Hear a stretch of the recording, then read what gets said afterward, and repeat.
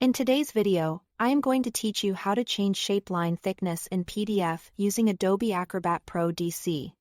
If you've added lines, circles, or rectangles to a PDF as annotations and want them to stand out more, or look a bit subtler, this walkthrough will show you exactly how to fine-tune their thickness, style, and color with confidence. Start by opening your PDF in Adobe Acrobat Pro DC. Make sure you are using the desktop application so you have access to the full set of commenting and appearance controls. Once your document is open, head to the Tools tab at the top. From there, select Comment. This brings up the commenting workspace, including a toolbar with drawing markup tools and quick formatting options along the top or side. Next, click the shape you want to modify, whether it's a straight line, a circle, or a rectangle. When a shape is selected, you'll typically see handles or a bounding outline appear. That's your confirmation you are working with a comment annotation.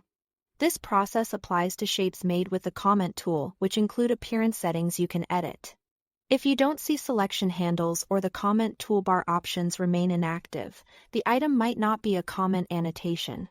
There are two easy ways to open the appearance controls. The first is right from the comment toolbar. Look for the icons that let you adjust color and line thickness. Click the thickness control and choose a new point size to immediately change the weight of the selected shape.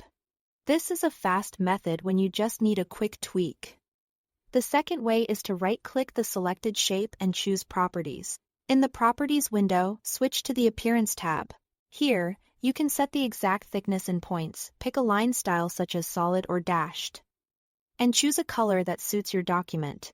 As a practical tip, slightly thicker lines tend to reproduce better when printed, while thinner lines can look cleaner for on-screen review.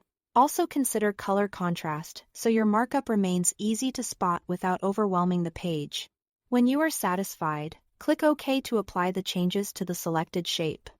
Take a moment to review how it looks in context, and repeat the same steps for any other shapes that need adjusting. If you want to refine the look further, simply select the shape again and revisit the same appearance controls. That's it. Thanks for watching.